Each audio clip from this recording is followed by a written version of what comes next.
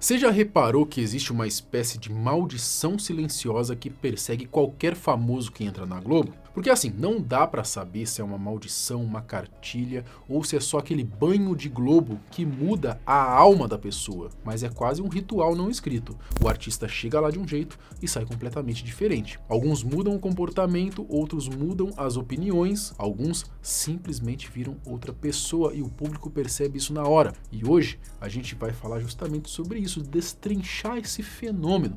Mas afinal, é a Globo que muda as pessoas ou será que ela só revela quem elas sempre foram? Eu sou Marcelo Milos e depois da vinheta eu te conto.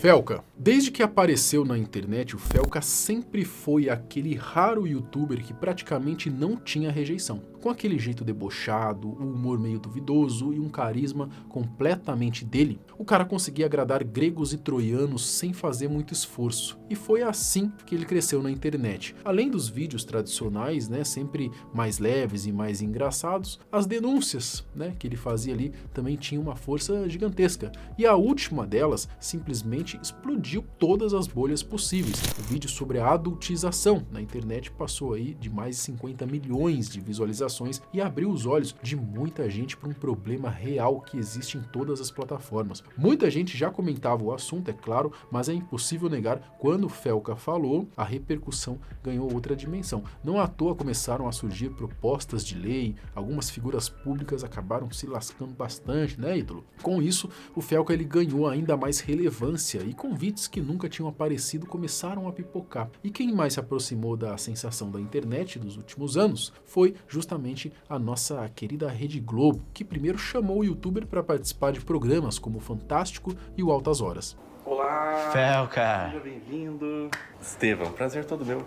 Pode entrar. E foi desse jeito que a Globo foi se encaixando pouco a pouco na rotina do Felca. Primeiro com alguns convites aqui, algumas aparições ali, até que, não muito tempo depois, veio a notícia que deixou muita gente surpresa e botou aquela pulguinha atrás da orelha de tantos outros, Agora, oficialmente, o Felca fazia parte da tão comentada e por muitos apelidada de rede esgoto de televisão. Depois do anúncio, ele acabou dando uma sumida na internet, Aparece de vez em quando, principalmente ali das lives, onde ele interagia bastante, era bem engraçado, leve, sempre trocava uma ideia ali com a galera que segue ele. Ele também tinha aquele projetinho rolando com o Cariani, com o Júlio Balestrin, algo que a galera curtia bastante também, mas é claro, a gente entende, a agenda dele deve estar muito comprometida agora. Tudo bem, ele deu uma sumida e quando ele aparecia, alguma coisa estava diferente, já não parecia mais o mesmo, Tava meio espalhafatoso, vestindo algumas coisas um pouco estranhas, claramente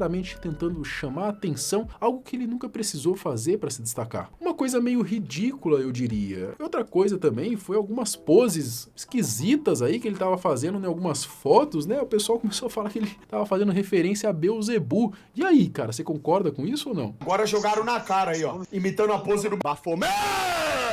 Vem aqui na minha casa me enfrentar, diabo!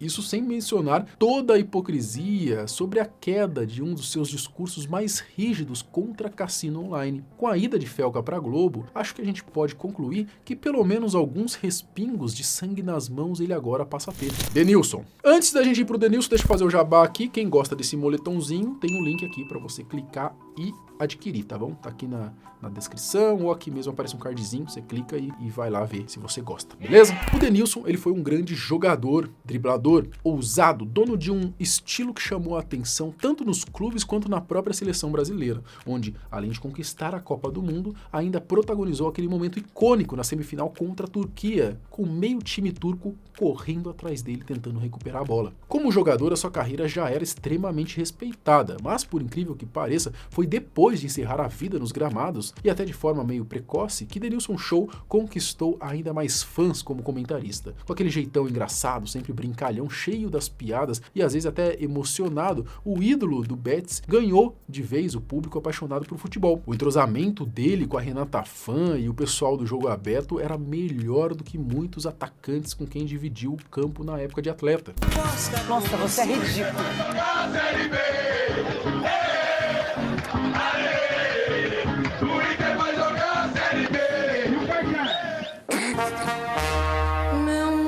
O senhor não vai chorar, mano. Para. Porém, depois de 15 anos brilhando na Band e conquistando o público no horário do almoço, o comentarista acabou seduzido pela ideia de trabalhar na maior emissora do país. Assim, em janeiro de 2025, o Denilson foi oficialmente contratado pela Globo. Sejamos sinceros, né? No começo o Denilson até tentou manter aquela pegada mais solta, os programas ali em que ele aparecia na Globo. Pagão, vem você. Eu quero ver você brincar lá, sacana, você vai se fudir. Eu vou te falar uma coisa que eu falei com ele, perguntei. Ele já tá começando a chupar uma rola pra ir treinando pra quando ele Começar com aquela parada, moiou as petecas, se fudeu, não vai falar rola. Não, é o Denilson Show. Primeiro que vai cair o show, né?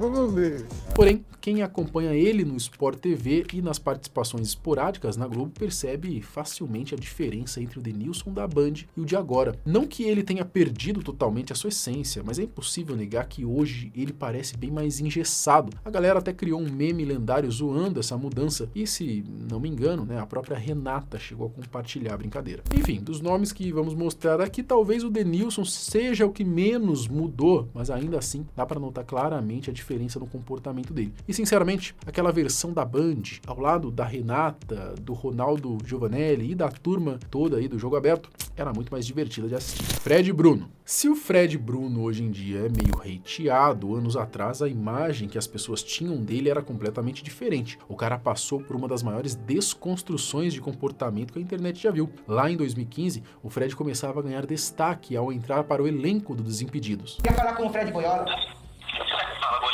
Eu queria primeiro te dar os parabéns porque você foi o único selecionado para a missão final do Desimpedidos. Certo? Você tá empolgado. Obrigado pela felicidade. Não demorou muito para que ele virasse o maior nome do canal e graças a isso, Desimpedidos chegou a se tornar um dos maiores do YouTube Brasil. O Fred, ele não tinha muito freio, tá? Era zoeiro, tinha um carisma natural que simplesmente funcionava e desse jeito acabou se tornando um dos maiores influenciadores na internet. Porra, que sonho, velho.